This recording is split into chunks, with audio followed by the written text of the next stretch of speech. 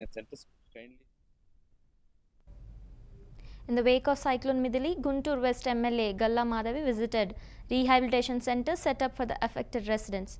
She instructed officials to ensure that people are provided with basic amenities and personally reviewed the facilities being offered at these centers. Madhavi stated that around 23 rehabilitation centers have been established across the district.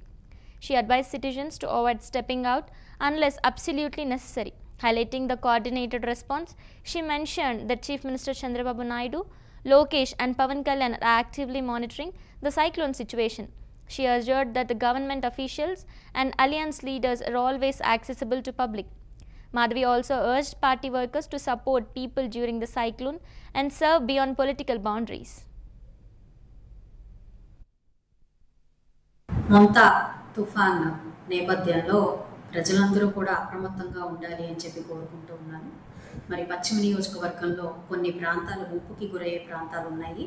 ఆ ప్రాంత వాసులందరికీ కూడా విజ్ఞప్తి చేస్తూ ఉన్నాను. సురక్షితమైన ప్రాంతాలకు మీరు ఇప్పుడే తరలి వెళ్ళాలి.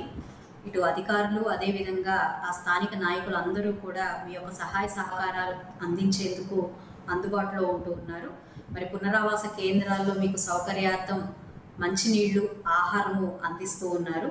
కాబట్టి ఖచ్చితంగా అవసరమైన ప్రతి ఒక్కరూ కూడా ఈ పునరావాస కేంద్రాలని చేరుకొని మీరు అప్రమత్తంగా సురక్షితంగా ఉండాలి అని చెప్పి నేను కోరుకుంటూ ఉన్నాను.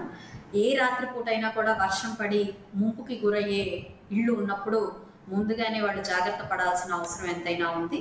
విలువైన వస్తువుల్ని జాగ్రత్త చేసుకొని మీరు మాత్రం ఈ పునరావాస కేంద్రాల్లో ఉండాల్సిందిగా నేను అందరినీ విజ్ఞప్తి చేస్తూ ఉన్నాను. మొంతా తుఫాన్ నేపథ్యంలో ప్రజలందరూ కూడా అప్రమత్తంగా ఉండాలి అని చెప్పి కోరుకుంటూ ఉన్నాను. మరి పశ్చిమ నియోజకవర్గంలో కొన్ని ప్రాంతాలు ముప్పుకి గురయ్యే ప్రాంతాలు ఉన్నాయి. ఆ ప్రాంత వాసులందరికీ కూడా విజ్ఞప్తి చేస్తూ ఉన్నాను. సురక్షితమైన ప్రాంతాలకు మీరు ఇప్పుడే తరలి వెళ్ళాలి. ఇటు అధికారులు అదేవిధంగా ఆ స్థానిక నాయకులు అందరూ కూడా మీ యొక్క సహాయ సహకారాలు అందించేందుకు అందుబాటులో ఉంటూ ఉన్నారు. మరి పునరావాస కేంద్రాల్లో మీకు సౌకర్యార్థం మంచినీళ్లు ఆహారము అందిస్తూ ఉన్నారు. కాబట్టి ఖచ్చితంగా అవసరమైన ప్రతి ఒక్కరూ కూడా ఈ పునరావాస కేంద్రాలని చేరుకొని మీరు అప్రమత్తంగా సురక్షితంగా ఉండాలి అని చెప్పి నేను కోరుకుంటూ ఉన్నాను.